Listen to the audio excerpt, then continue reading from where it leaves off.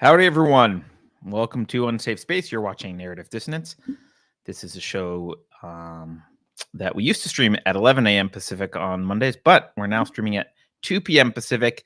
So might give people on the East Coast more of an opportunity to watch after work. So welcome if you're new. Today is Monday, May 16th. You can watch all of our content at unsafespace.com. We're also streaming on Rumble, Utreon, Odyssey, and the old dinosaur YouTube for as long as they'll let us. You can follow us on Twitter at _unsafespace. And unless we get our old account back, which who knows, that might happen. And this is a show that we do where I bring in a panel of guests and we ask them about basically challenges to the mainstream narrative, stories that we should be paying attention to, stories that we've been misled on. So we're going to start that in just a moment. But before we do, one reminder to everyone, book club is, our next book is House of Leaves by Mark Z. Danielowski. And that's on June 12th. And our host for this book club is Alex Maselli. So last one was Gulag Archipelago, which was excellent. And Thomas hosted that.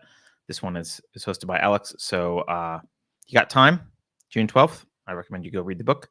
It's a fiction book and should be more fun than Gulag Archipelago, I imagine. All right.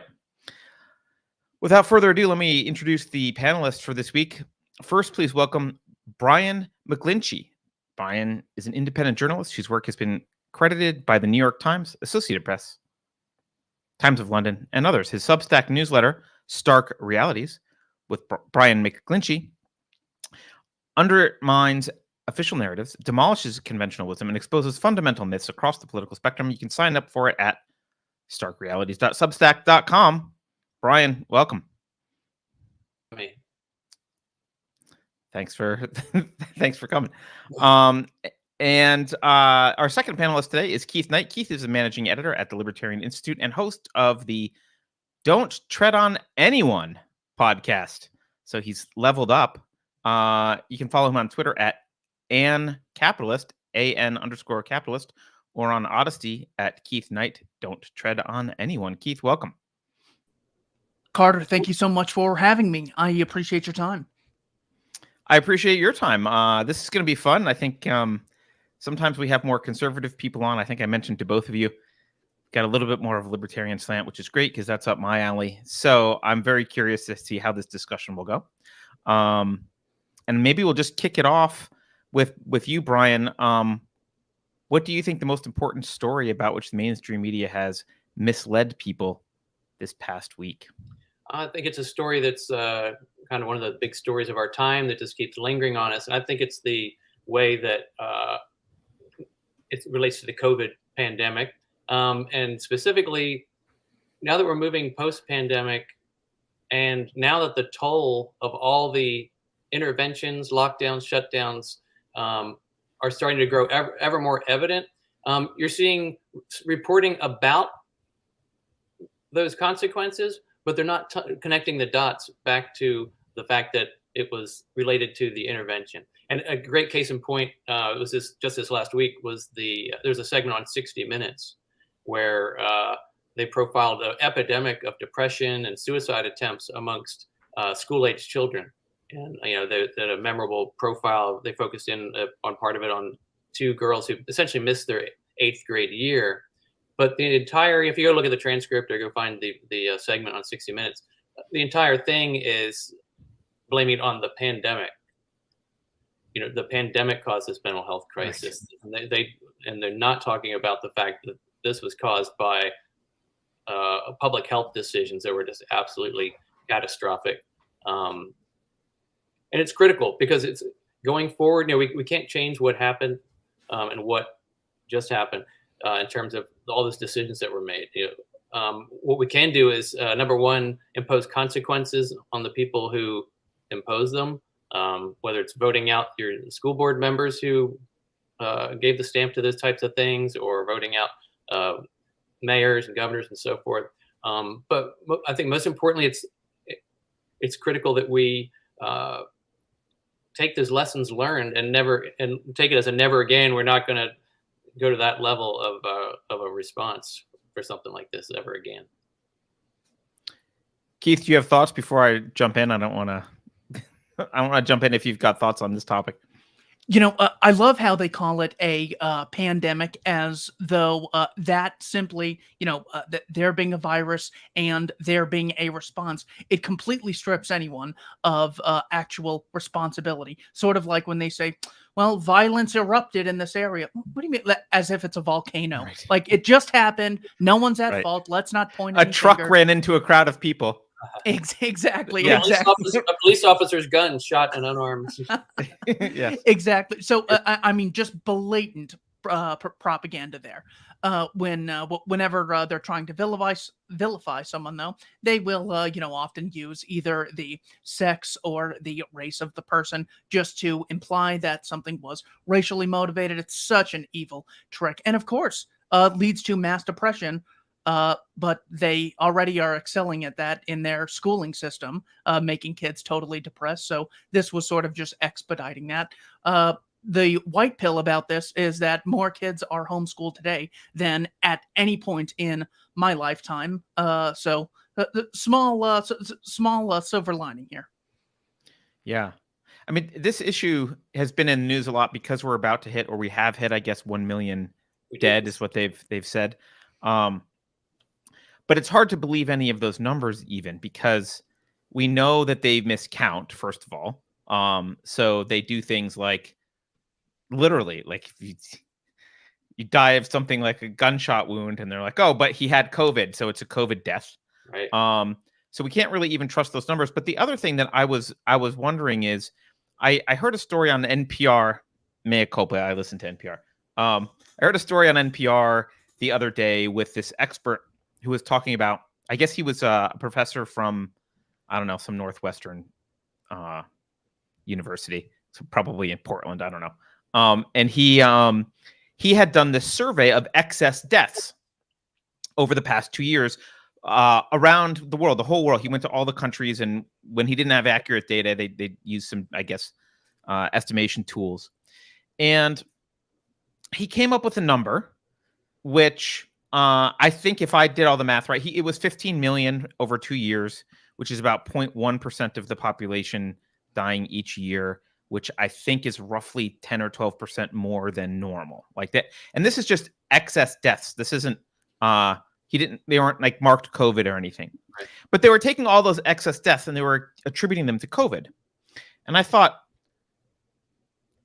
they may all be attributed to COVID indirectly, in that our politicians have done things which also cause death. But how many people have we heard stories of who didn't get cancer detected in time, didn't go to the hospital because of COVID, and therefore increased risk of dying, or did die? How many people we've seen suicide rates skyrocket? We've seen domestic abuse skyrocket. We've seen, you mentioned depression. I mean, there's all of these other consequences, and it reminds me of what Ayn Rand used to talk about, where it's she would talk about the left confusing the metaphysical with the man-made, as if like, oh, here's this virus, it's responsible for everything, and it's conflated with the reaction to the virus, which is completely in our control. Exactly.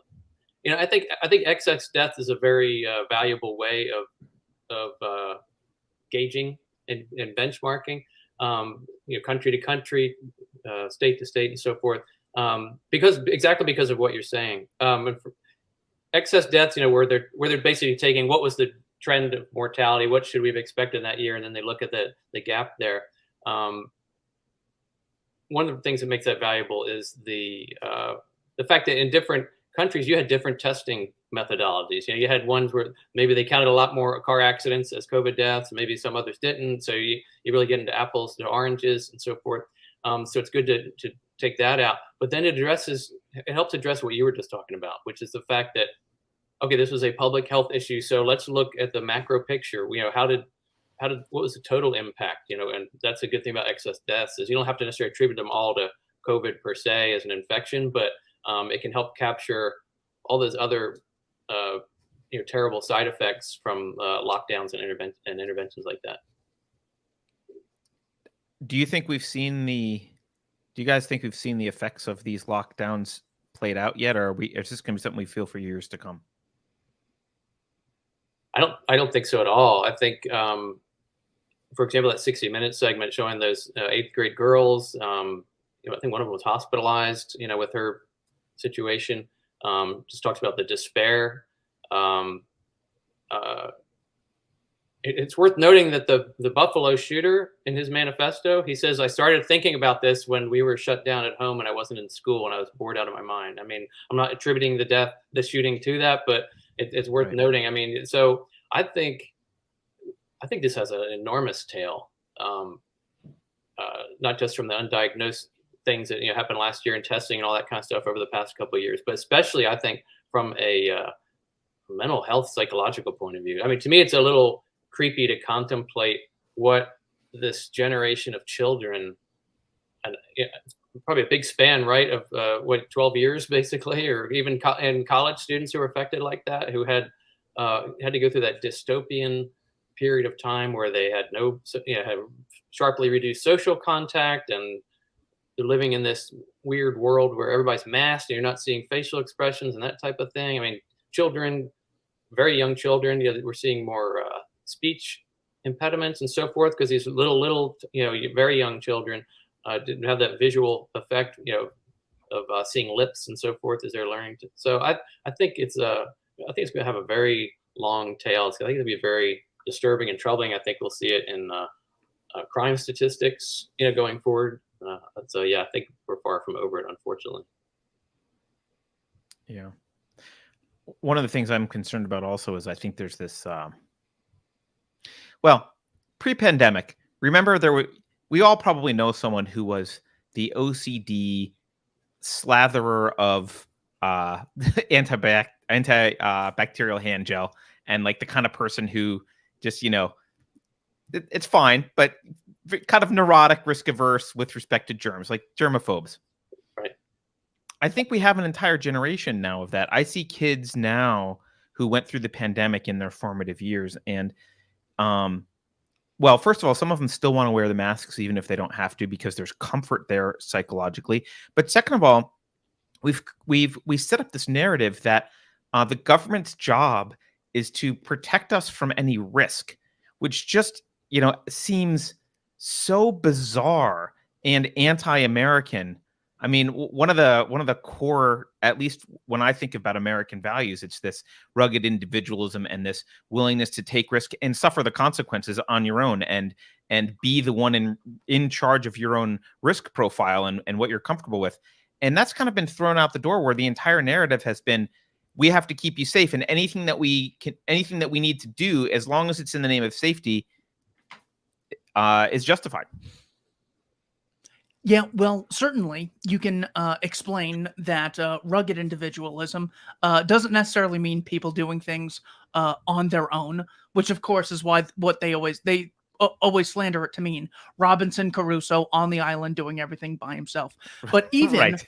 even the example that I've always used is when you play solitaire on a computer, you could think of that as doing something by yourself, but you're not even close, because you didn't invent cards, you didn't invent the game, you're playing with electricity that you didn't generate, on a computer you didn't manufacture, in a house you didn't build but probably traded for. So we're constantly working together to achieve our ends. So when the psychopath class run by Tony Fauci, it seems now, is telling us, well, we have to come together and do stuff, we're constantly coming together. What the lie is they want to coerce people. You can either cooperate voluntarily in the free market, by persuasion, by acts of charity, or the violent way, which is the state saying, here are the rules. If we catch anyone out of line with our interpretation of the rules that we wrote down, well, then you will either be fined or put in jail and shot if you resist.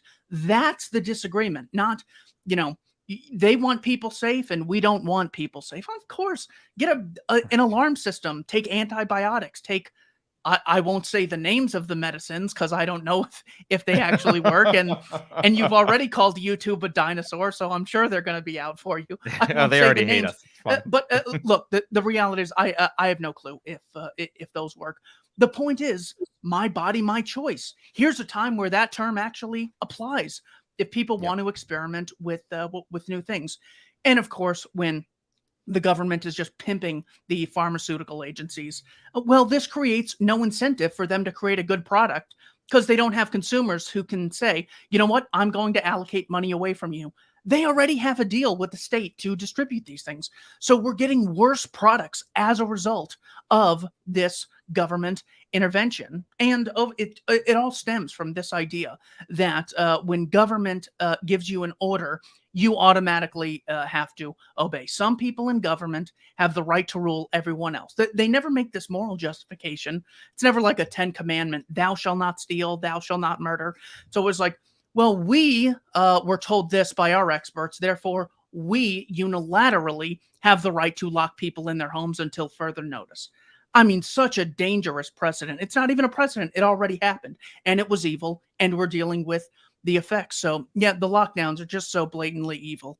Has to be one of the worst things domestically that the state's engaged in. Yeah.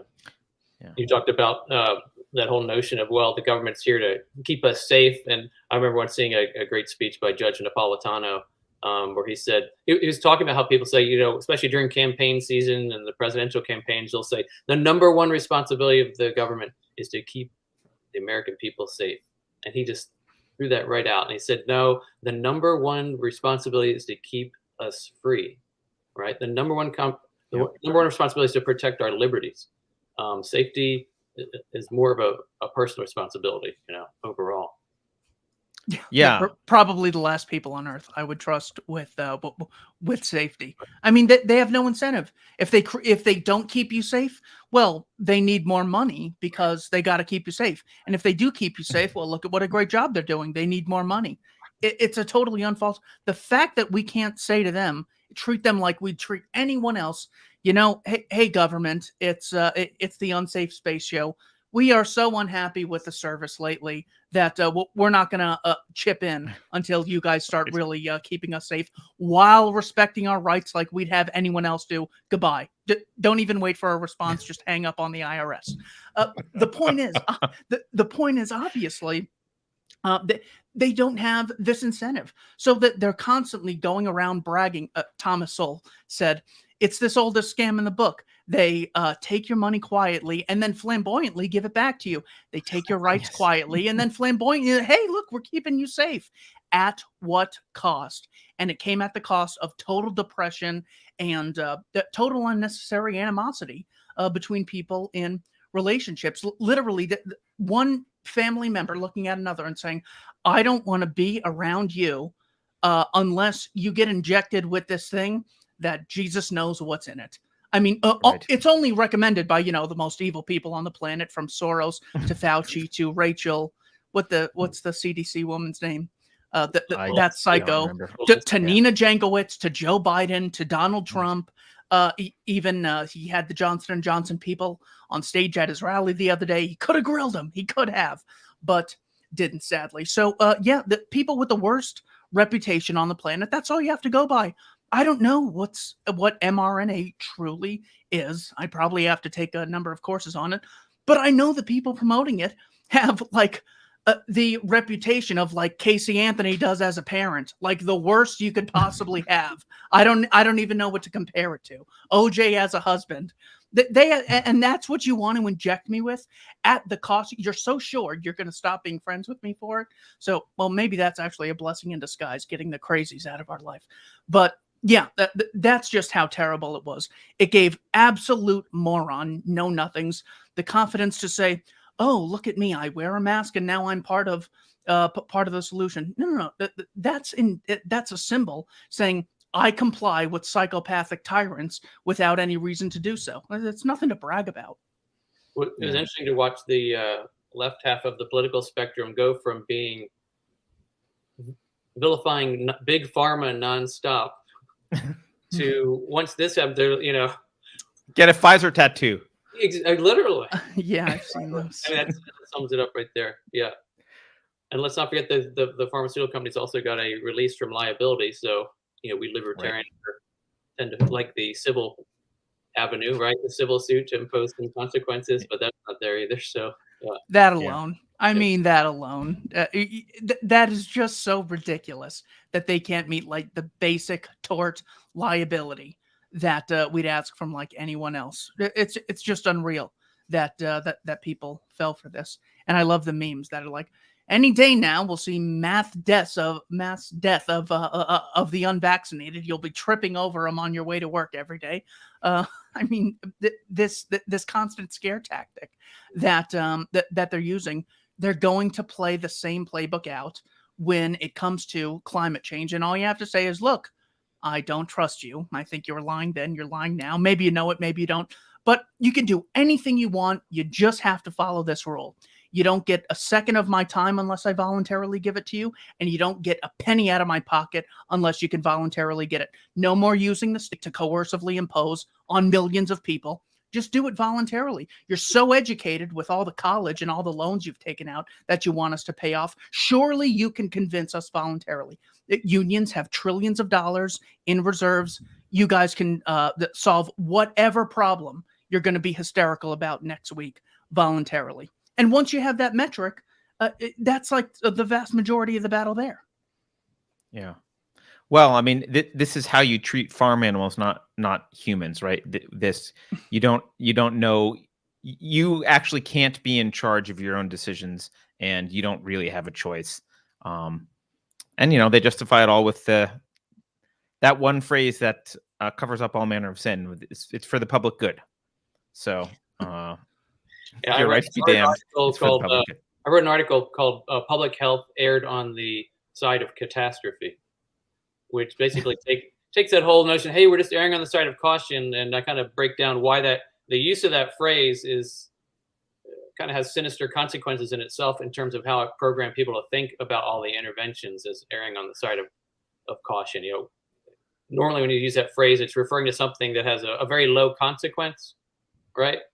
Erring on the side, I erred on the side of caution and left 20 minutes early for the airport, or I erred on the side of caution. I didn't ski that slope because that might be out of my league. It's not, oh, we're going to shut down businesses for months at a time and take school children out of a socialization atmosphere, for a year and all these types of things.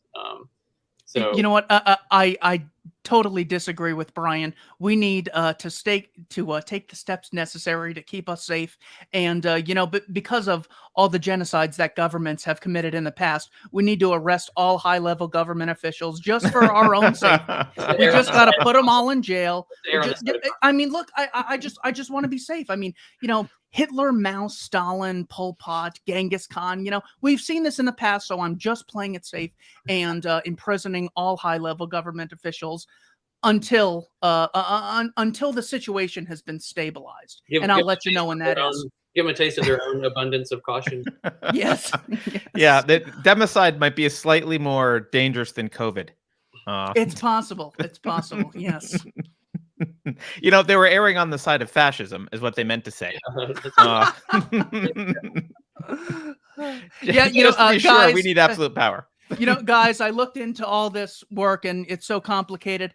Long story short, I get to control hundreds of millions of people. That's what I got. Yeah. You know what? I'm actually gonna have to keep this classified because it's so vitally important. But the verdict is, me and my friends get more money and more power. We've really looked into it. That's what a scam. Okay, wait. Before we move off of this topic, I do want to just pull one thread that you brought up, Keith, which is there's a silver lining in that schools, specifically public schools, got caught with their pants down because suddenly parents were watching videos of what was happening in school while their kids were home learning and went, and took their kids out of school. Can you talk about that? And what have you, I don't really know any numbers. I don't know if you do or not, but there's been a move to homeschooling. Do you think some of this, even the reaction that we've seen of parents against schools on other issues is related to the pandemic and stemmed from this sudden interest in what's happening in their kids' lives? I will let Brian start with that while I try and think. Well, I mean, we just had a school board election here in San Antonio, and I could definitely see it as a factor in the seat that was in my area, my zone of the school district. The incumbent got run out by a healthy margin, and I attribute it almost entirely to that, to a Yeah. backlash against the shutdown. School board elections don't always have big turnout, so the most motivated people were the people who were most most angry about what had been done. It's funny, it wasn't even on my radar personally, the election, and then a block walker came for the incumbent while I was out doing yard work one day. And so we struck it up, and I said, well, what's the main issue, what are some issues that differentiate you from the challenger? And they said, well, the guy he was campaigning for, he's like, he kept our teachers safe. And it was like, okay, game over. Thanks, I'll vote now. Exactly. Yeah, exactly. He turned out the vote all right, So, but yeah, I think that was absolutely a factor. So I definitely think there's consequences. You saw school boards in California, San Francisco area, where especially campaigns led by the Asian American communities against the San Francisco school district, one of the school districts in that area, just ran them out. I mean, a major turnover of people there. So you're definitely seeing these brush fires breaking out electorally across the country. Yeah. So often the opportunity costs of doing things are out of sight, out of mind. So parents, more or less, no matter what they do, they will have to pay the property taxes to send their kids to school, or so their house doesn't get confiscated. And you more or less assume when the kid comes home and says, "What'd you learn?" Nothing. Well, they're just tired and being a teenager, whatever. Right. With seeing the curriculum at home, the critical race theory got so many people motivated to say that this is just absolutely ridiculous. It's so difficult to verify economic theories pushed in school, historical narratives. But when it comes to the concept that your ancestors of America are inherently racist, that they are bad people inherently, and basically you have nothing to really defend. This is an insult to anyone who is American. And they saw this, and a lot of them went, you know what, this appears to be a line too far. Yet slavery was evil, and Native American removal and mass murder was absolutely cruel. But no need to negatively generalize all my ancestors who were born into a great deal of constraints we can't even imagine. Just as I would be sick if someone said, Asians with the mass murder of Pol Pot and Genghis Khan and Chairman Mao and Chiang Kai-shek, Asians have a lot of apologizing to do. I'd slap that person across the face. Or, blacks commit tons of murder, so we need critical race theory that everything is really their fault and the Jews' fault. All of these are totally evil, blaming people based on accidents of birth. So you can see it right in front of your eyes how evil it is. And this, I think, is what really triggered the response to parents, because it's not something tame. It's not talking about history, as Malcolm Nance likes to lie about. It's so explicitly racist in this that they overplay their hand so much to vilify generally people of goodwill that this is where the backfire came from, and why there's more homeschooling, I think, now than ever. Yeah, and on top of that, they took those sins. Not only did they collectivize them across an entire population at the time, but then they collectivized them across generations, and they told told kids, look, you are inherently racist because of the color of your skin, which is, I think, as a parent myself, tick me off if my kid was being told that. That would anger me. Yeah, you're an oppressor. Right. Right. You're an oppressor. One or the other. You're either oppressed or an oppressor. Yeah. Right. Which is obviously the critical theory dynamic for how they analyze every single topic. There's oppressors and oppressed, and there's never any. Actually, we can circle back to what Keith said earlier. There's never any mutual exchange by equals voluntarily. It's always oppressor and oppressed. That's how they view the world. That's how they view every subject. That's the lens with which they view history and current events. So, Keith, what do you think the mainstream media has been misleading us about in this past week? The biggest things, and this applies to both of the links that I showed you in our private chat here.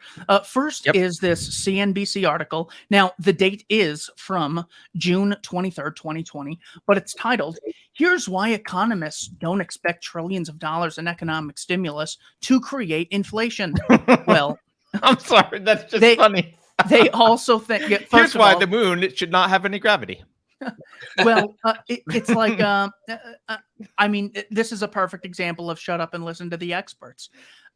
There are experts who are just as biased. It's the equivalent of saying, I want to be fair about Scientology, so I'm only going to go to the top Scientologists at the Church of Scientology to get my understanding of what it is. Well, look, yes, they have a certain area of expertise, but in order to achieve that expertise, along the way, they develop a heavy human bias in favor of the institution that they more or less belong to. Same thing with economists in this case. So experts. I'm actually glad that that they call them that, so people can hopefully have less respect for the experts in the future, because they're always wrong. But this is just a more blatant example.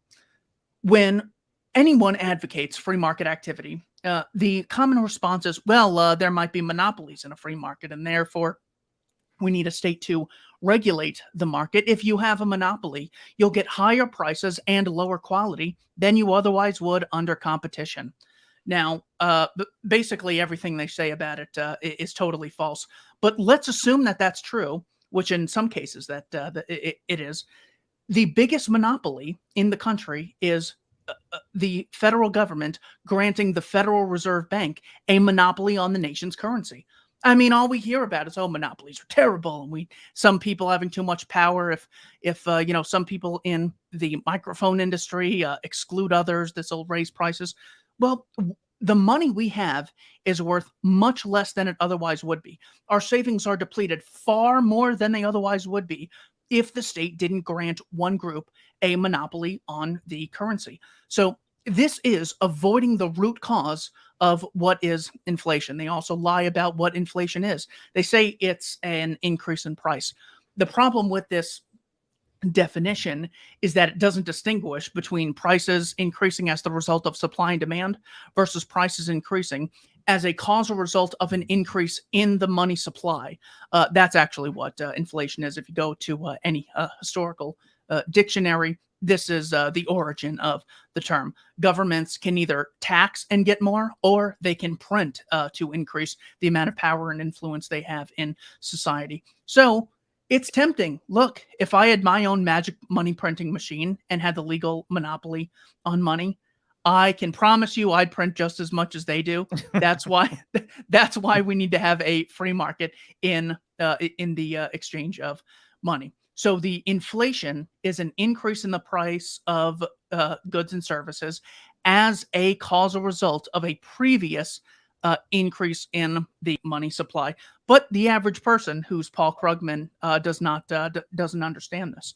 Now, the second link that I sent you from Reason Magazine actually is similar, because this is related to the shortages that we see. I'm going to quote from this excellent article from Reason Magazine, where they say imports on infant formula are subject to tariff rate quotas of 17.5% after certain thresholds are met. They also say last year, for example, the FDA forced a recall of approximately 76,000 units of infant formula manufactured in Germany and imported into the United States. The formula wasn't a health or safety risk to babies, but merely failed to meet the FDA's labeling standards. In this case, the products were banned for not only informing parents that they contained less than 1 milligram of iron per 100 calories. In a separate incident last year, CBD, Customs and Border Patrol, bragged in a press release about seizing 588 cases of baby formula that violated FDA regulations. So the main story here, we always hear the left talk about how, well, if you need a license to go to the polls and vote, This is voter suppression because the poorest among us won't have access to voting if you need a single driver's license. Well, when you put 100,000 regulatory hurdles in between producer and consumer, you're going to get a lot. You're going to get prices that are much higher. You're going to get much fewer people who are able to afford compliance with those. So this is the cause of oligopolies, high prices, and what they later eventually will call monopolies. This is so important. The solution to this is to decriminalize all capitalist acts between consenting adults. There's a lot there, Keith. That was like a fire hose of stuff. Let me start by, I want to underline something you said earlier. I won't get it, but behind me on the bookshelf, behind me on the bottom shelf, I've got a 2-volume set dictionary from the 1920s. And I find it so valuable to look up terms as they used to be, because now if you go to Merriam-Webster online, they'll change stuff, and you will not even know that the definition has changed. And so the only thing I'll push back a little bit on what you said is, actually, inflation by definition had nothing to do with price. It was merely increase in money supply. That was inflation. If prices rose as a result, fine. That was, price results that rose as a result of inflation. But inflation was literally just, are you printing? You're inflating. The end. It's like the money supply is air molecules in a balloon. You're putting more in. You've inflated the balloon. The end. And I think one of the reasons that they first took the step that you were talking about, and they said, well, it's price increase due to this. And then they just dropped the due to this part, and now it's just price increase. And the reason for that is they don't want you to know that it has anything to do with how they're mismanaging fiat currency. It's a shell game, and they're hiding this stuff. I heard the other thing I want to say before we continue on this is I want to underline the importance of this for everyone listening, because a lot of people's eyes glaze over when they hear Federal Reserve, monetary policy. People are like, oh, the guy's going to talk about numbers. And I'm like, no one. And I think it was Clint Russell that I heard this from, but he had a theory like similar to the Kevin Bacon theory of the 6 degrees of separation. You can always get to Kevin Bacon. His theory was 4 degrees of separation. Every problem can get back to the Federal Reserve. Like that's everything goes back to the Federal Reserve.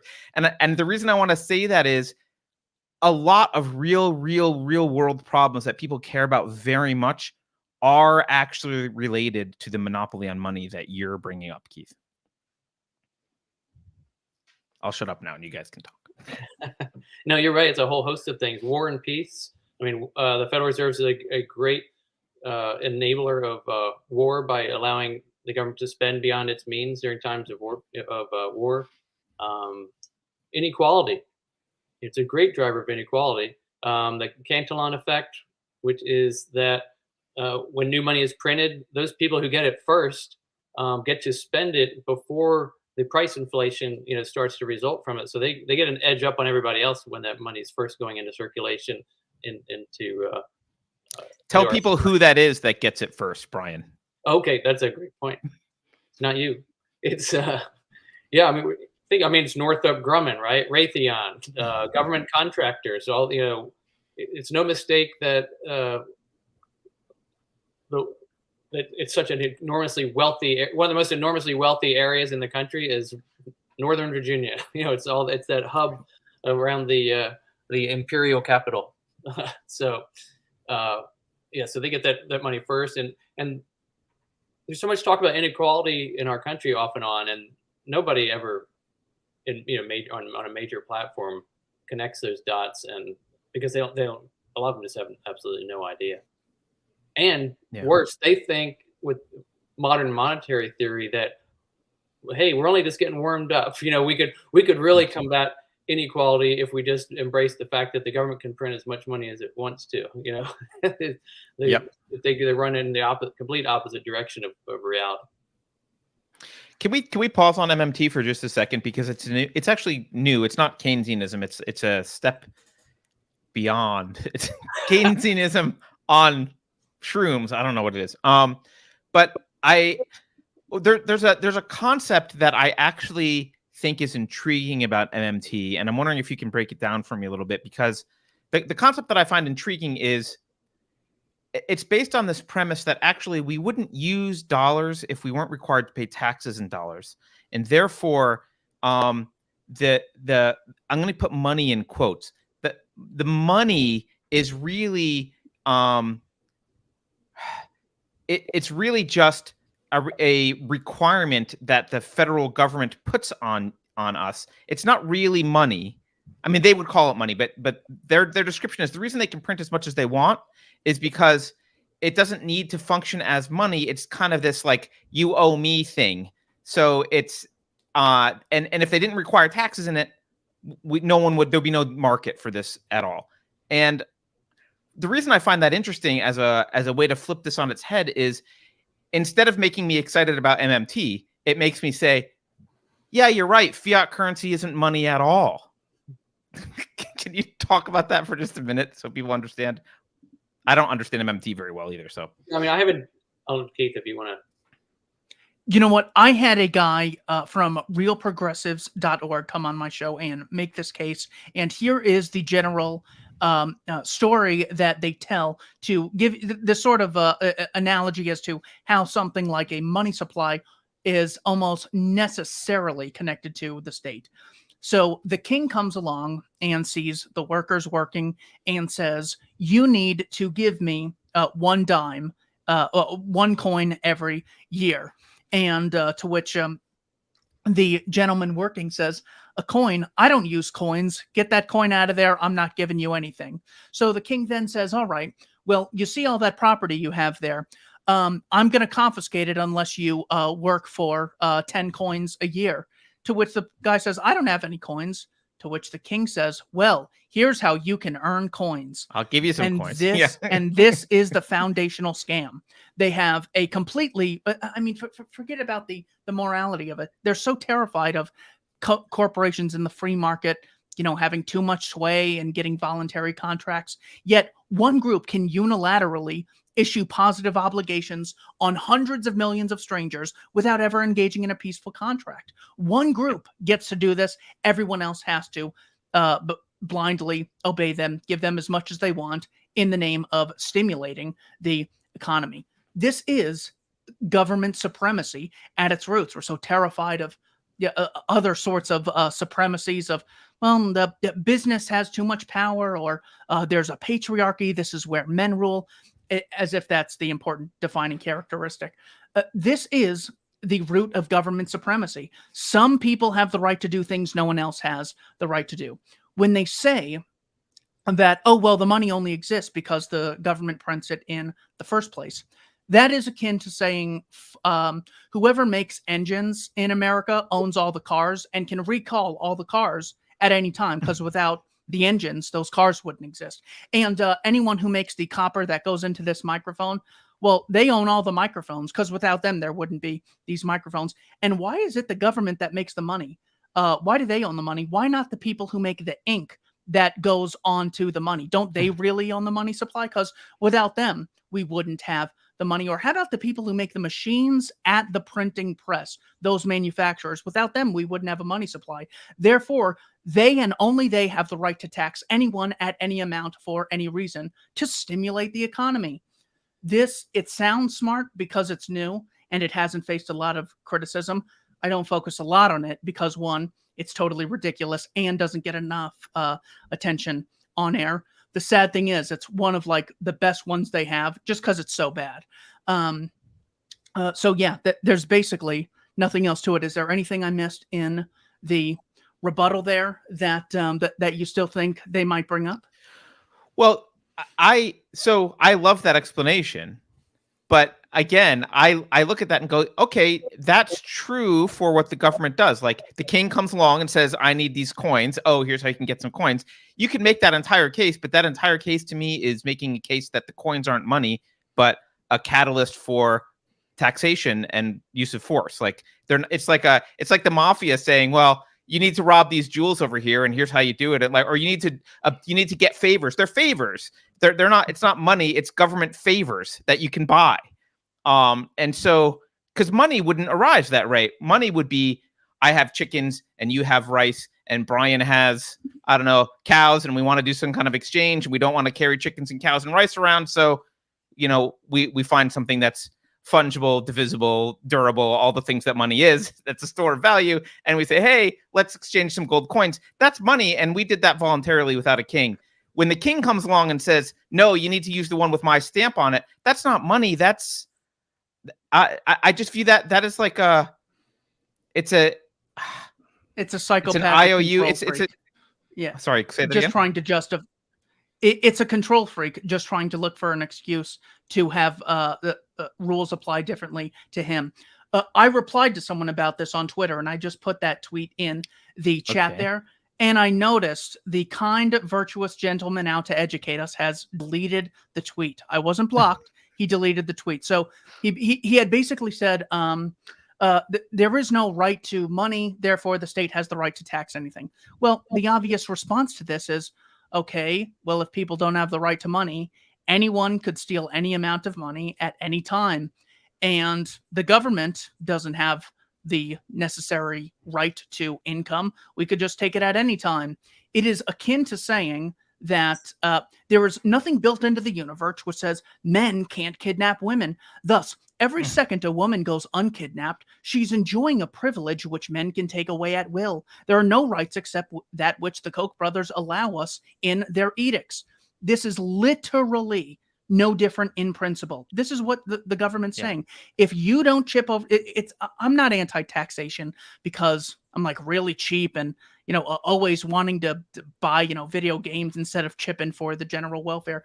This is literally some people saying morality applies different to us. We can take your money. And if grandma doesn't like that the schools are teaching the kids to be racist against her generation and saying that her entire generation's a bunch of evil, idiot bigots, well, then we take grandma's home away and we kill grandma if she resists us.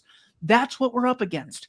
And that's what the MMT idiots do not appreciate. They're literally saying they're for all their high and mighty posturing about, well, it's really bad when some people have more power than others. They want the ultimate power differential with the state and the money supply. It's literal fascism, but they won't admit that.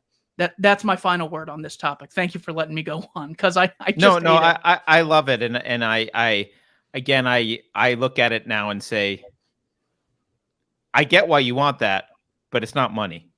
Like, you want it because it's a right to bully. They're like bully tokens. It's like, all right, well, I no wonder you want to print bully tokens. I get that, but I want money, not bully tokens. So let's not do that. Let's talk about actually, before we move on, Brian, do you have comments on MMT and or? I mean, just that. I mean, my basic encapsulation of it is the sense that we can always print more. I mean, that's kind of what it comes down to. Yeah. I mean, what would it look? So I think people listening on the outside maybe are not. Well, actually, maybe I'm misconstruing what you guys want. I don't think that the federal government needs to be involved in money at all. I'm happy to have competing monies from various, like, what do you think the right thing to do is here? What if you were money master of the universe and could wave a wand and have the Fed do whatever you wanted it to? What would the Fed do? The short answer is dissolve, right? But I think first, you know, from a society point of view, I think there's just so little. When you grow up within the system where the government prints the money and that's the way it is, you don't question that, and it just seems so natural. And the idea that you would use anything other than that, or that there could exist anything other than that, is just beyond what people can even begin to contemplate. I mean, I worked in financial services for a long time as a certified financial planner. I studied investments and all this kind of stuff. And you study the Fed and that kind of stuff.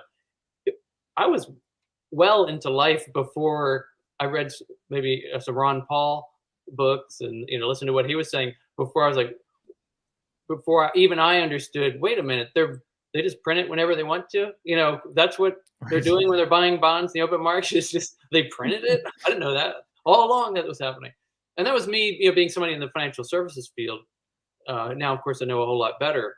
But so for the average person, the sky is blue and governments are in charge of money. I mean, it's kind of that goes to that level of thought.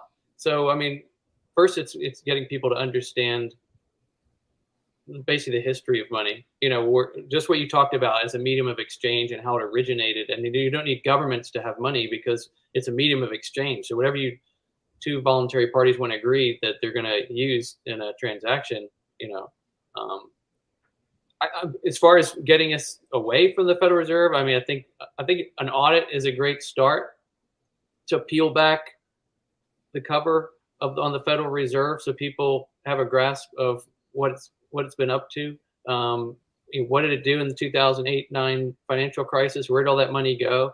It is so secretive about what they're buying. I mean, with the last pandemic era stuff, they keep going to new levels of what they're out there printing money to buy. I mean, they're out buying junk bonds, and they might have even been dabbling in the stock market. I know the Japanese central bank, they buy stocks, and it's just becomes this propping up mechanism that's solely focused on keeping Wall Street and the stock market at a certain level.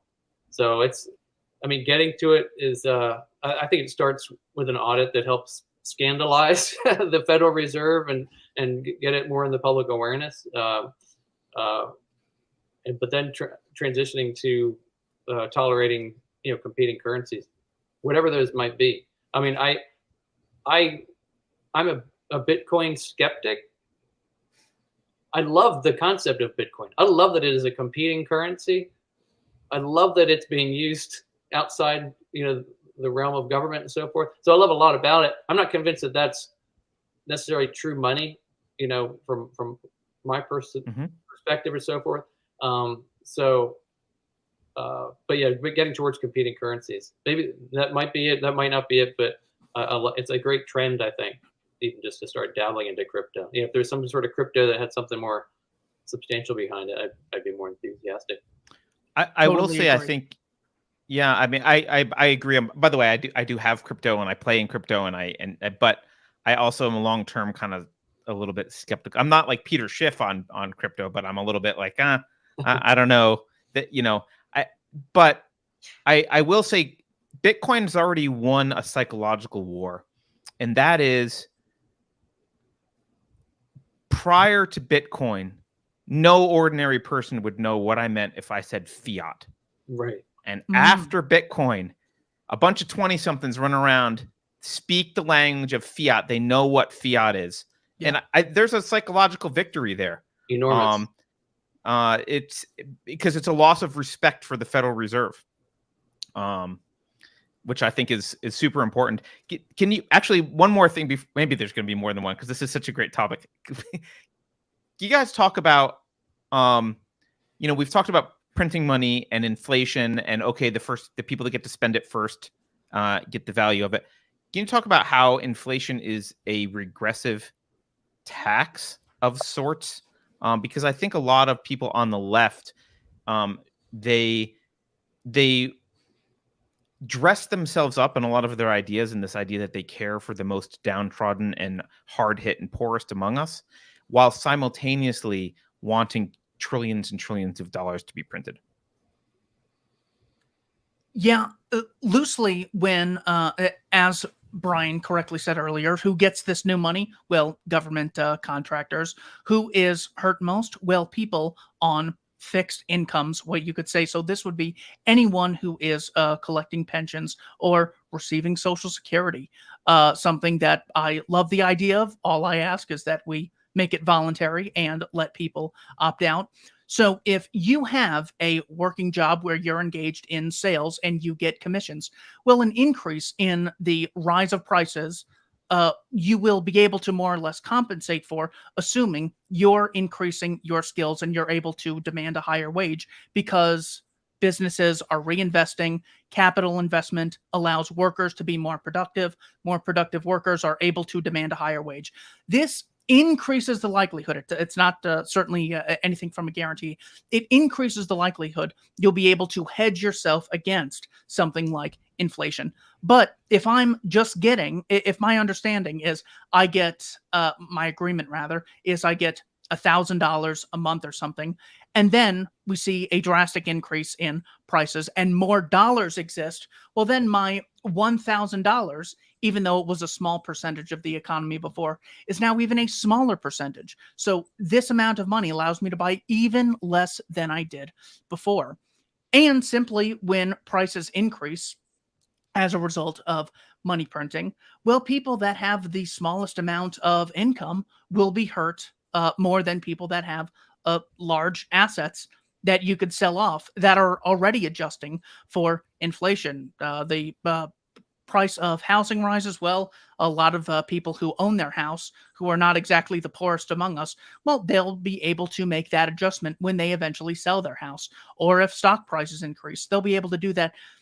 But people with fewer skills that have less leverage are not going to be able to adjust as easily as people with more skills or who are diversified in assets. So yeah, look, if you're against the downtrodden being exploited and manipulated, this can brush away decades of savings within a couple rounds of quantitative easing or money printing. It's really bad.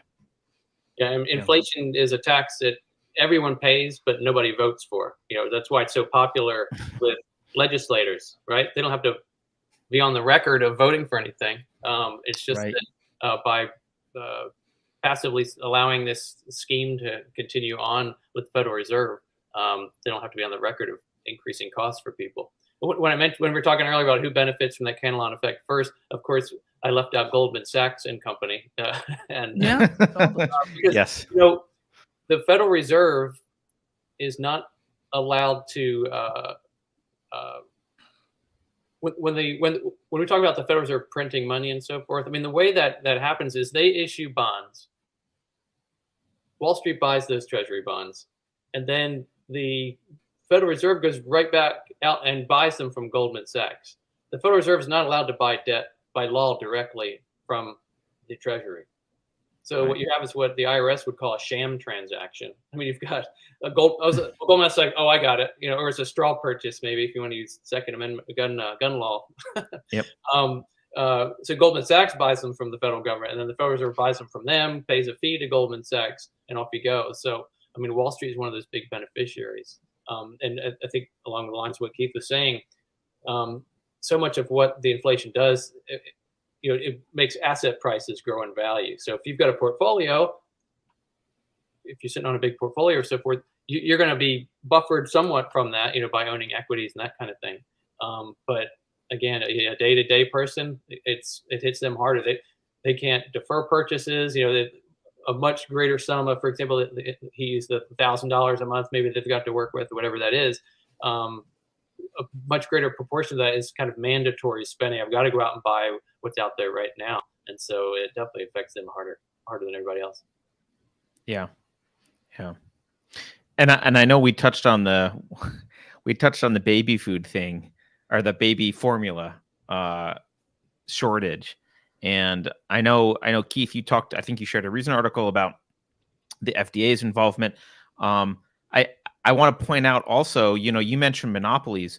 One of the reasons that we have I think there's a what is it? Triopoly. I think there's 3 major manufacturers of baby formula in the U.S. And the reason that there's only 3 and there's not a myriad of baby formula manufacturers, one of the main reasons is because of the WIC program, which is the major buyer, and they buy a tremendous amount, and they select just like the DoD selects Lockheed Martin and Raytheon and whatever. Like, they select these few, they get the lion's share of the business, and it makes it difficult, in addition to the regulations, which are an impediment to starting your own baby formula company.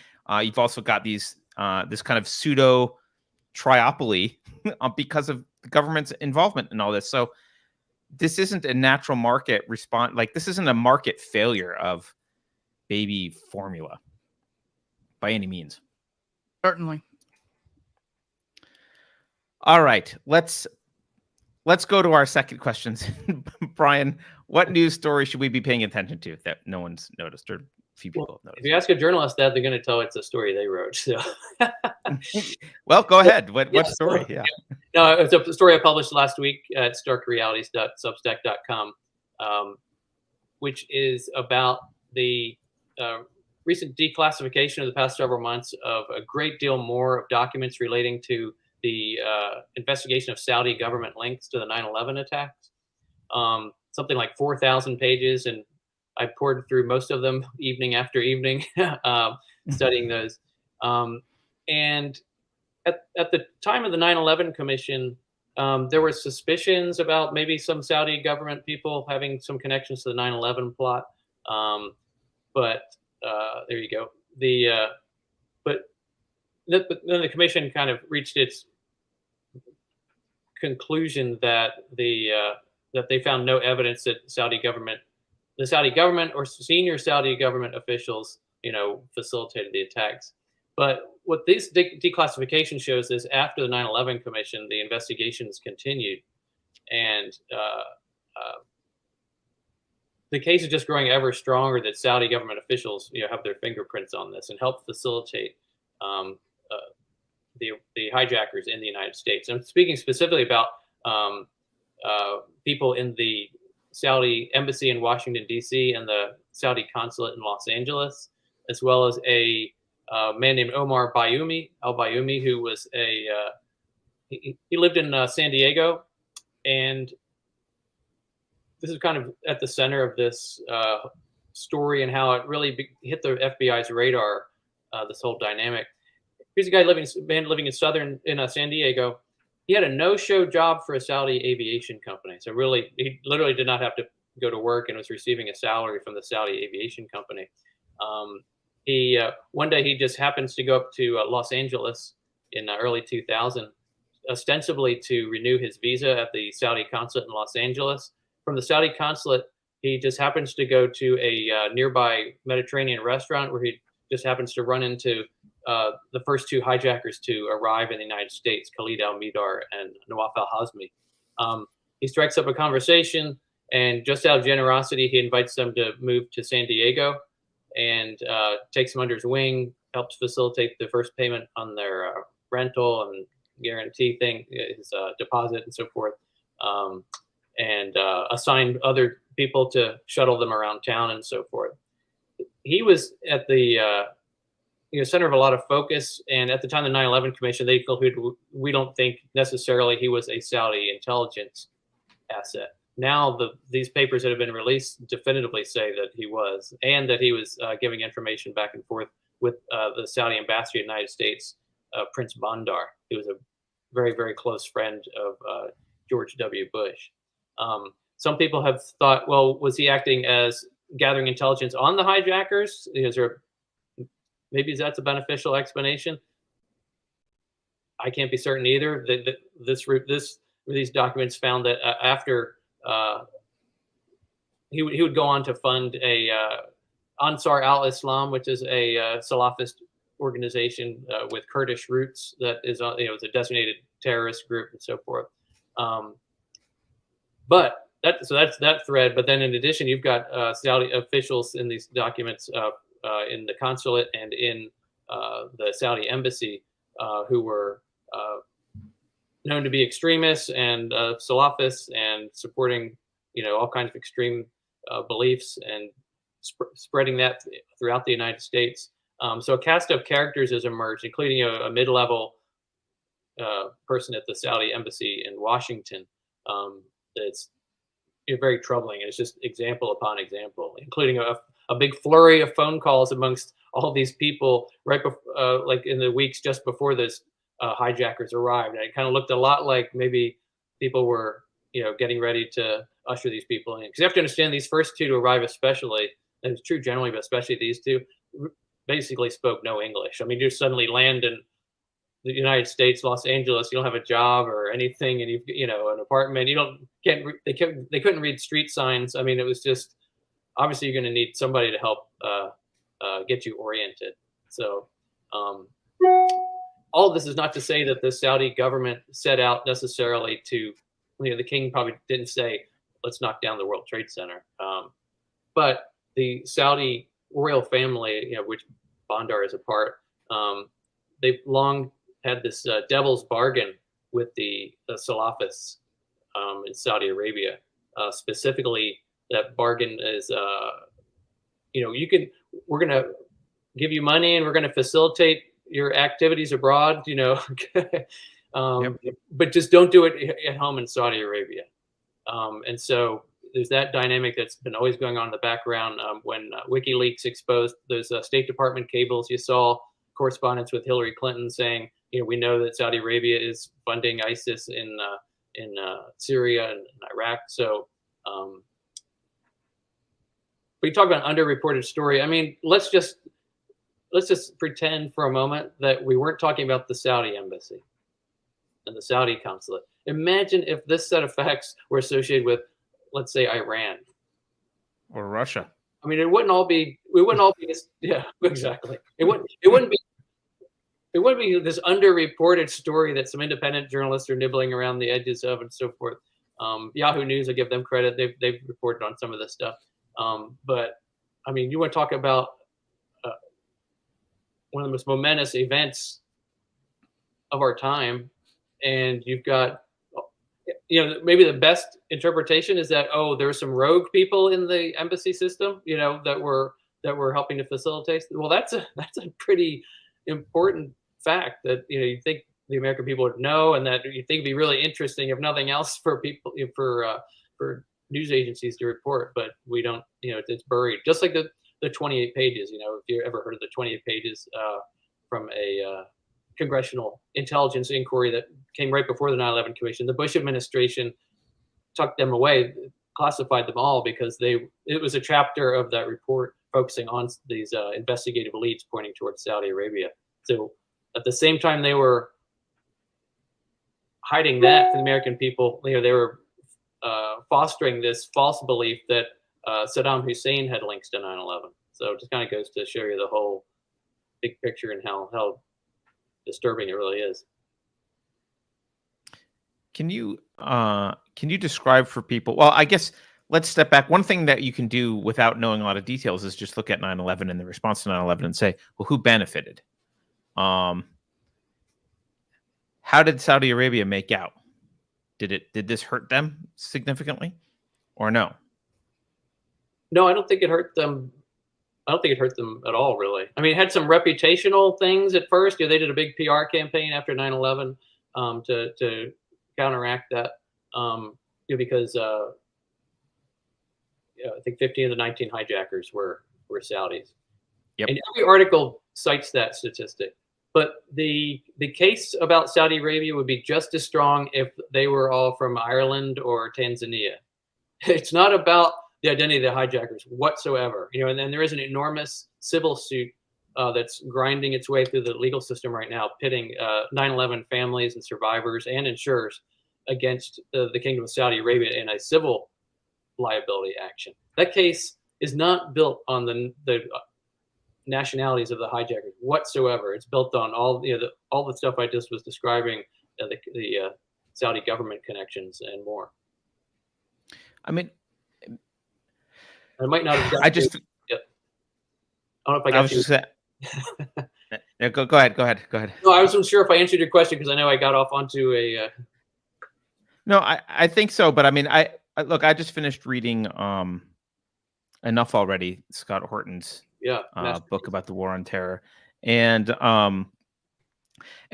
one thing that strikes me is the United States relationship with Saudi Arabia and the uncanny way in which we seem to just always be on their side. Can you talk about why that is and what relationship the Saudi Arabian royalty seem to have with American elite, such that they never are on? Everyone else is both on our good side and bad side at some point. We're either funding them or killing them, depending on what the CIA is, up to at the moment.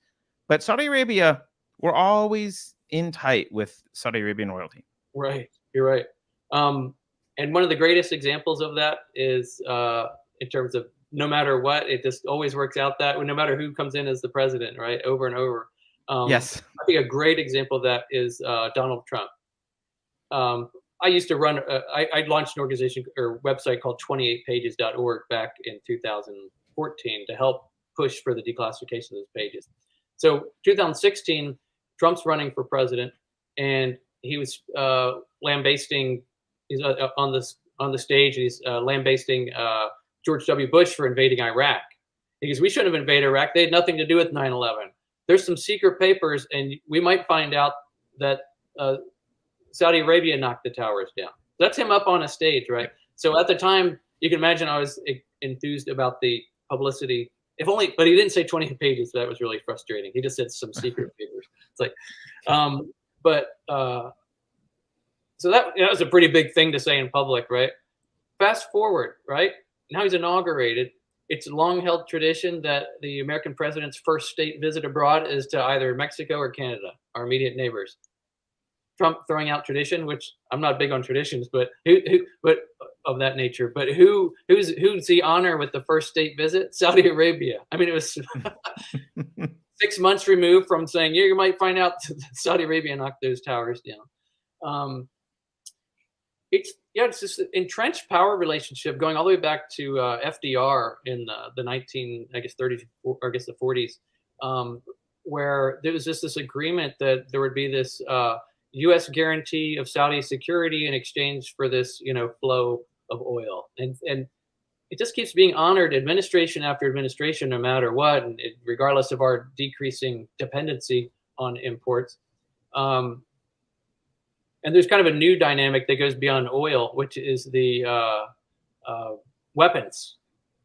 Saudi Arabia is just an enormous consumer of Lockheed Martin and Raytheon and all these major government contractors. So it's kind of that goes into it too.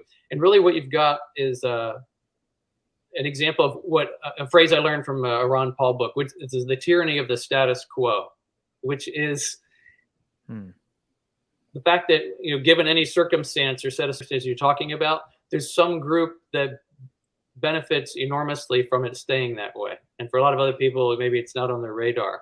And so the status quo is this giant arms trade. And so you've got all that money coming to those defense contractors. They turn, there's a lot of people who have a great interest in not rocking that relationship. And it's them. And then they reinforce that because these defense contractors turn around, and they're some of the principal funders of the foreign policy think tanks, like the Center for Strategic and International Studies, which is this esteemed, think tank. But when the Gulf states, fund it quite a bit, and so and they just reinforce. And if you read their stuff, sometimes you're just astonished. It just looks like it was written by a Saudi, PR person, which I guess in effect it was, given the funding. So it's just that entrenched relationship of people who have an interest in keeping that flow going, and they're viewed as an ally in the war on terror. And it's like this, when they're the principal funder of of this philosophy and the extremism that's out there. And even if apart from extremist groups and terrorist groups, you've got the worldwide spreading of just the philosophy of Salafism and Wahhabism that just kind of sets the seeds for that to take root and become extremism or terrorism at some point. So those are some of the dynamics that keep us on that treadmill. Yeah.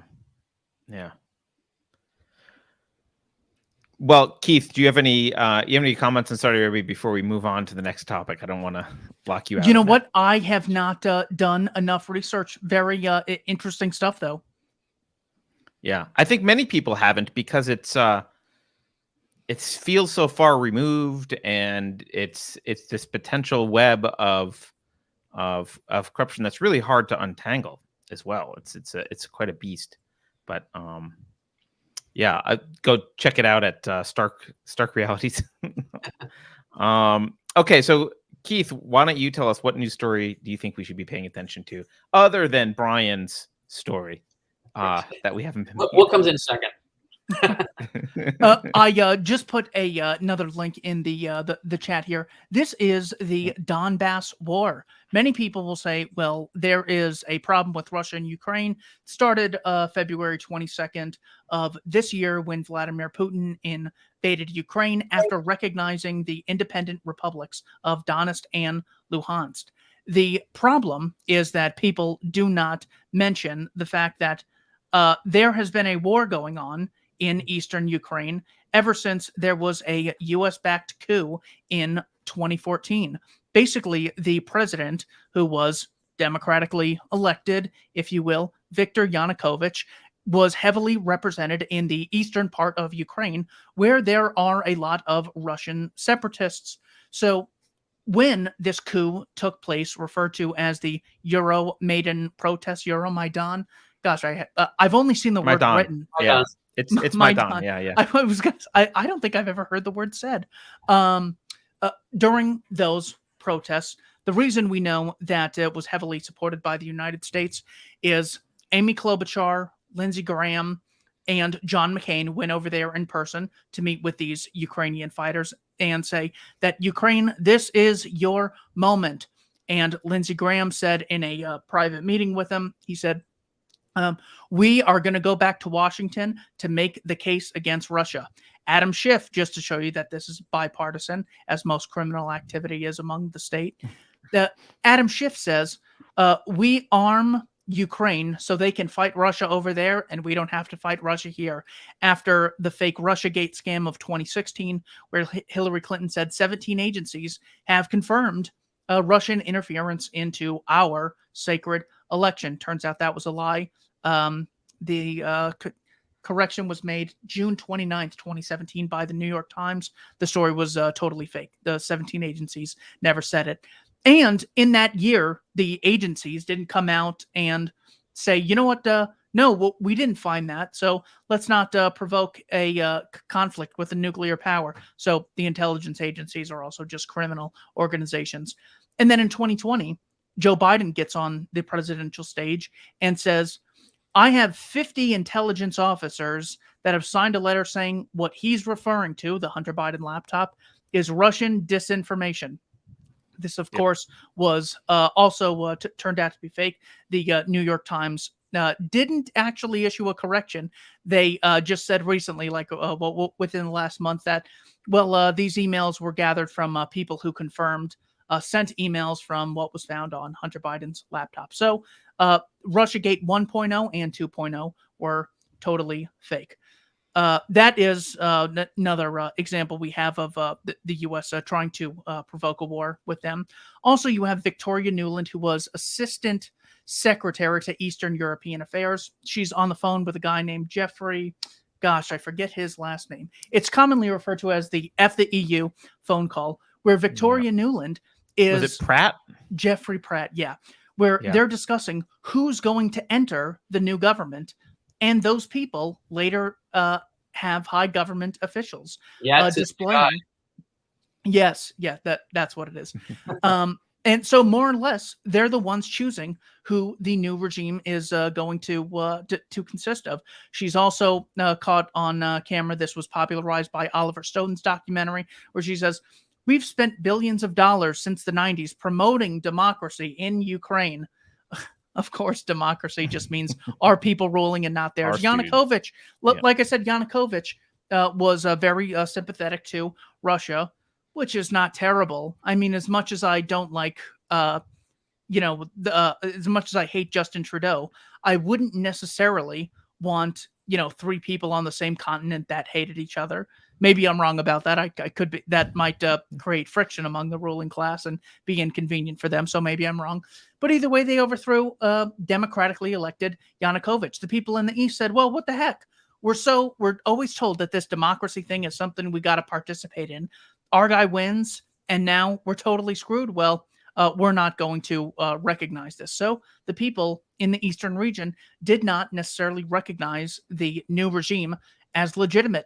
Just as if a bunch of Trump supporters overthrew Biden, I don't believe Democrats would say, well, look, they reinstalled Trump, even though we elected Biden. in a totally legitimate election, well, we got Trump.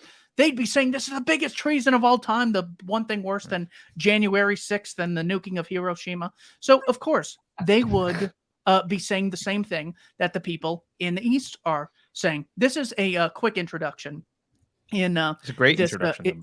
in this excellent article by Robert E.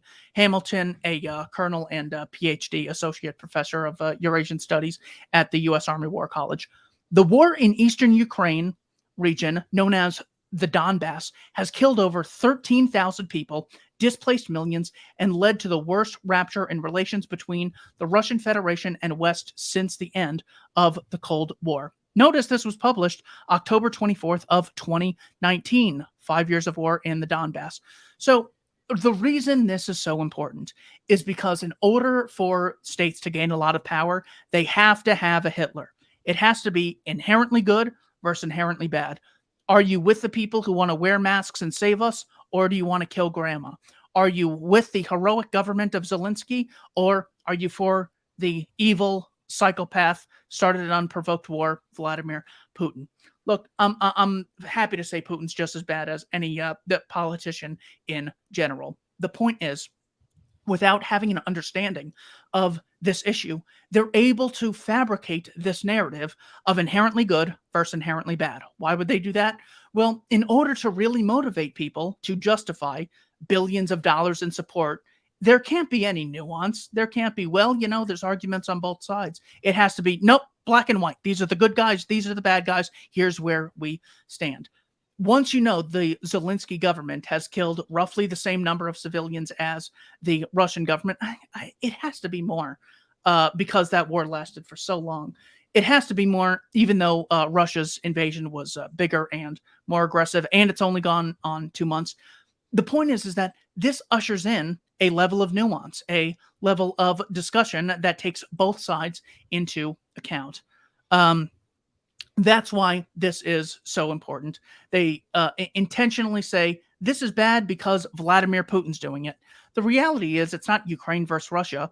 It's, again, people who engage in voluntarism versus people who engage in violence. There's plenty of innocent Russians. There's plenty of innocent Ukrainians. Both sides have engaged in slavery called conscription, one of the most evil versions of it. Ukraine's not letting any men between 18 and 61 outside of the borders. They're enslaving them to fight against the Russians, even if they'd rather have a Russian government. Just as including, by the way, trans women. Just to throw that out there for the know. lefties. But, yeah, okay. I might have to start identifying as a woman if I want to get out of the Third World War. The problem is that they always say, well, Russia's going to come in here, and they don't necessarily just want to kill people for the sake of killing. Their goal is to occupy Kiev and then control the government or have a sympathetic one. Well, if that's going to violate my rights, surely forcing me to get my limbs blown off in a fight with them is a bigger violation of my rights. So again, this nuance is vitally important. They never mention the fact that this war had been going on for 8 previous years as a causal result of NATO, US, and Turkey sending weapons, making Ukraine almost a NATO member without it being totally official in name. But just as Kennedy would not let the Soviets have nukes in Cuba, it's unlikely that anyone, not even just Putin alone, anyone in Russia, even Yeltsin, even Mikhail Gorbachev. I can't imagine the people who were so vocal against Poland, Hungary, and Romania joining NATO would just be like, well, it's okay if Ukraine and Latvia and Estonia and Lithuania join. Now that's okay. Anyone in Russia would have this response. The U.S. knows it, and Antony Blinken and Joe Biden are intentionally not engaging in any diplomatic efforts with Sergei Lavrov or Vladimir Putin because they want this war to happen. They want to continue the boogeyman that they've started working on in 2016 with the fake Russiagate hoaxes. That is what I think is one of the biggest stories that could lead to nuclear war and mass murder. Certainly a worse form of exploitation than offering to hire someone, which Bernie Sanders tells me is so inherently evil. This might be one of the biggest tragedies. It very well could be. I can't think of a better analogy than Russian roulette. Either nothing happens or something really, really, really bad happens. So maybe there's not going to be a nuclear exchange. I pray to Jesus there isn't. But the fact that this risk is possible We literally have Joe Biden and Antony Blinken and Putin and Zelensky all collectively playing Russian roulette with millions of lives. This is the nature of government, and this is why you have to embrace the philosophy of freedom, because the state is the health of war. The bigger the government, the more taxes that they have, the more they can draft people, the more they have the ability to start wars and kill innocent people. Hear, hear. So one thing that I wonder about is, so, you know, this war in Donbas, I mean, the Ukrainian government under Zelensky and previous leaders, I think, was it Yushchenko who got in after Yanukovych? Anyway, they've been attacking people in the Donbas separatists since, you know, like you said, shortly after 2014. The question that I have as an American is, why are we so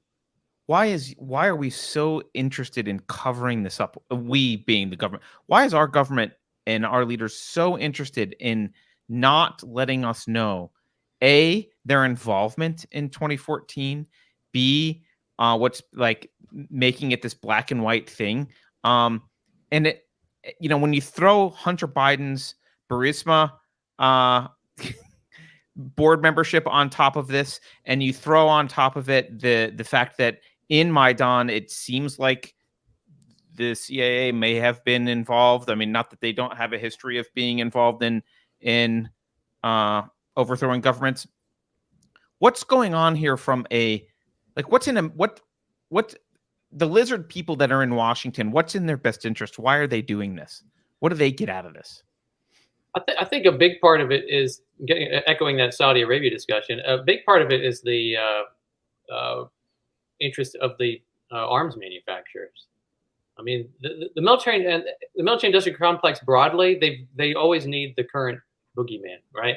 And you see us pivoting from the Soviet Union, and then, oh, now we've got a war on terror to fight. We're going to go gangbusters with that. People start to get fatigued with that, and then suddenly Russia emerges as this enormous menace to the world that we've got to counter. We've got to build up our hollowed out military. They're always calling it hollowed out, even though the spending just leapfrogs. And the Pentagon asks for so much money, and then Congress says, no, we have more than that. That's a big part of it. I mean, this crisis traces back to heavily to NATO expansion. And NATO shouldn't exist anymore. I mean, the end of the Cold War. I mean, NATO was organized as a alliance against the Soviet Empire and the Warsaw Pact, right? I mean, with the wall coming down and the end of that empire, that should have signaled that, well, I'm glad that's over. But you've got all these entrenched bureaucracies and interests who just want to keep it going. I mean, if you're in charge of NATO, you want NATO to keep going. If you work there, if you're arming it, you want it to keep going. And assurances were given to I guess Gorbachev at the time, right? Assurances were given to Russian leaders at the time of German reunification. There were senior people telling the Russians, not 1 inch further eastward for NATO expansion if these two countries unite. Now, that was not in the form of a treaty, right? So shame on the Russians for not getting it in writing, but they were given multiple assurances. Hey, we're not going to do that. Well, then, Bill Clinton famously succumbed to all these pressures to, hey, I'll make part of my legacy expanding NATO, right? I mean, people want to do things like that. Plus all the interests that were pushing him on to do that. There's a great line in a New York Times article, and it starts out, so-and-so by day is, he had some senior position, I think it was at Northrop Grumman, and by night he's chairman of the NATO expansion organization. I mean, literally. Yes. And so those assurances were given, and then it's interesting to watch the way this has evolved, because I mean, we keep all, I think, using the same analogy as we talk about this type of thing. Imagine if the Soviet Union collapses, Cold War's over, and then the Warsaw Pact says, hey, we're making overtures to Mexico to join the Warsaw Pact. We'd be like, people, from our perspective, we just wonder, well, what is that all about? Right. And so we've got to turn that map around and look at it from the other person's perspective. And once the expansion started, it was kind of unhappily tolerated by Russia. But then there came a meeting of the United Nations where it was, of NATO, where it was discussed expansion to Ukraine, and they stopped short of inviting Ukraine in, but they did make this statement that said Ukraine will become a member of NATO. They just threw it out there that it's just a matter of time. And at the time, there's a declassified cable, and there's an article I have on this topic about at Stark Realities. But you can read the quote and read the cable yourself. But the warning went up. Hey, this is a red line for Russia. Ukraine is, we're going too far if we push this. It's going to result in reactions by the Russians that we're not going to like, because they're going to feel like this is too much of a threat. It's also important to note that at the time of that Clinton NATO expansion, you had a whole number of foreign policy luminaries, including George Kennan, the father of the doctrine of containment of the Cold War, saying, do not expand NATO eastward. Do not do that. So, and the list of people who are signed on to this letter are some of the biggest hawks in the foreign policy establishment. So even they were saying this is not a wise thing to do. And so, and at the time, they were assuring Russia, hey, our NATO expansion isn't about you, Russia. Hey, don't worry about it. We're just putting together this group that's, common values and that type of thing. What's interesting is see the way that's evolved now, because they said, oh, it's not about Russia. We're not threatening Russia. Well, now we get to this point where Russia reacts, and now this is why we needed to expand NATO eastward. Right. And now look what's happened. And keep in mind, every time you expand NATO, what happens? Somebody's got to get rid of their AK-47s and get M4s. Somebody's got to get rid of their MiGs and buy the NATO aircraft. It's every expansion triggers that. So it's expansion responsibilities and power for NATO itself, and all these bureaucrats are involved in that. It's a whole new customer list, for the defense manufacturers and campaign contributions to their senators. It's that whole racket going on. And so that's kind of where we're at today. Didn't Russia at one point say, hey, we could join NATO? Like when this, I forget who it was that floated that idea, and we just kind of laughed it off. Like, it was Vladimir Putin to Putin? To Bill Clinton in 1999. Mm-hmm. And Clinton just laughed it off. Yeah. Oh, he said that. That would take away such a valuable potential enemy. The goal is to sort of bring them to their knees, not form an alliance with them. So no, that would be all liability, no benefit.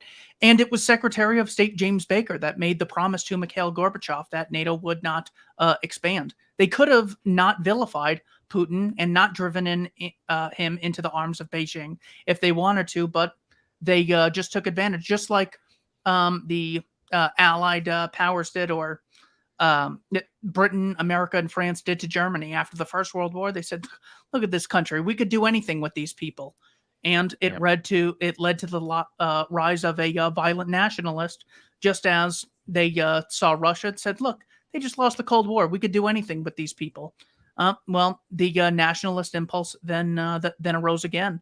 And God, I hope it'll end more peacefully this time. But yeah, all of that's correct. And the document you're citing, of course, is William Burns, the current CIA director, right. who I guess is not that interested in getting in front of a microphone and telling people, hey, I saw this in 2008, so this means we know the cause of the war. The cause, the thing that actually matters.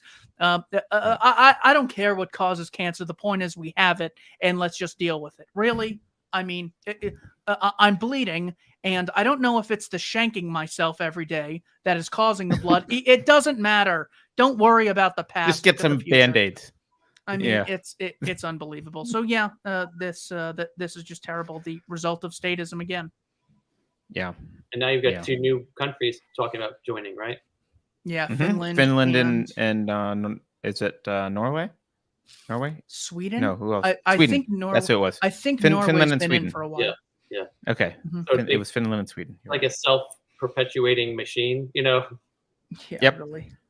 Yeah. It's out Well, because that it helps justify its existence by the trouble it's causing itself, you know. Yeah, And the term is self-licking ice cream cone. it's basically a larger version of FBI's the FBI's plot to kidnap Governor Whitmer. They like. I keep forgetting about that. I remember hearing they Hey, you really thwarted the need us. plot. There's this plot going on. It's like, yeah. It's every crystal meth addict who is really depressed after they're coming down from crystal meth. So you know what they need? Some more crystal meth. Crystal That's meth, yes. that's the level the federal government operates. I That was we need looking them at to be so big to protect us, and they operate at the level of the average crystal meth addict. I was looking up a great quote that in my article, not from me, I'm quoting somebody else. NATO exists to manage the risks created by its existence. That's funny. Oh, It nicely sums up the circular nature of NATO. that's a perfect way to end this. I actually got to take off, gentlemen. Can we? No, close I think out? it's a great way to end. But we can't close without you telling people how to follow you and where they can find you, and then Brian as well.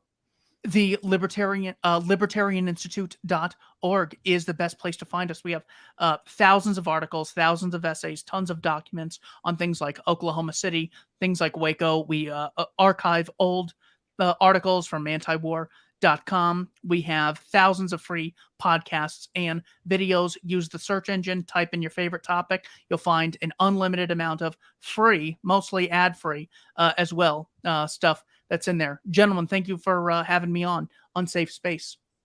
Thank you, Keith. Take care. And, Brian, yes. you weren't going to share social media links, so if you want to tell us why, I find it to be or a you can share black them. hole, like a memory hole almost. Like the worst thing I could do is tell people, hey, if you want to keep up with me, go to the Stark Realities Facebook page. I'll just give you an anecdote. I have like 4,200 followers of that page. The last time I posted an article, just as I always post them anyway, but Facebook presented, out of 4,200 people, Facebook presented that article to 67 Facebook users. So so the worst thing I could do is tell you. So it's useful. Yeah. So do not even try to find that page. And that's the beauty of the Substack platform, right? I mean, what attracted to me and made me launch the Substack newsletter is the fact that it directly connects writers and readers. You don't have to rely on Twitter or Twitter Jack or Facebook deciding what you can see and not see. If you like the writer, their information, boom, when an article is posted, it goes straight to your inbox. And so you're bypassing that. So that's the beauty of it. But yes, so if you're interested in seeing my writing, go to Stark Realities, plural, starkrealities.substack.com, and you can sign up. You can cancel whenever you want to. It's all the content's free. If you want to become a supporting subscriber, that's great too. But if you want to come along for the ride free, absolutely happy to have you at starkrealities.substack.com. Cool. Well, Brian, thank you very much for joining today. It was a great conversation, and hope to have you back. Appreciate it. Thanks so much for having me. All right. Thanks everyone for watching. We will. When do we see you next? Beverly's in chat. She can tell me. I think the next show is tomorrow, 4:51, but I could be wrong. We're going to release an interview with Scott Horton this week, so you can see that. I guess that's it. Have a good day, everyone, and take care.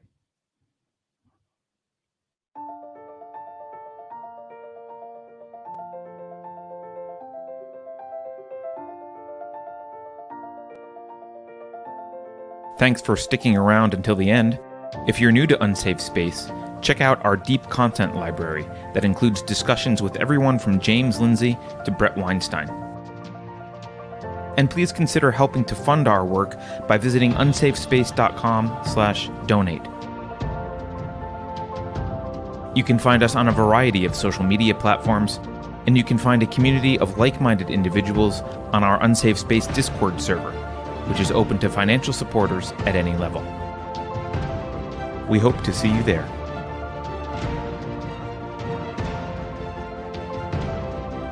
Warning. This is an unsafe space. Dangerous ideas have been detected. The content of this production may be upsetting to Brian Stelter. Please do not expose him to it. For completely legitimate reasons, Taylor Lawrence is requesting any information you may have about the following individuals. The Twitter subroutine appears to be malfunctioning. Pay no attention to it. Did you know that the word liberty is a dog whistle for insurrectionists? If you think about it, no one should be allowed to express opinions. But don't. Think about it, I mean. That's not your job. Thinking has been scientifically proven to be less efficient than compliance. Science, scientific, and scientifically are registered trademarks of the World Economic Forum. Unauthorized use is prohibited. Computer voice courtesy. Never mind, that last line is fake news. Please disregard it and return to your safe space immediately. There will be cake.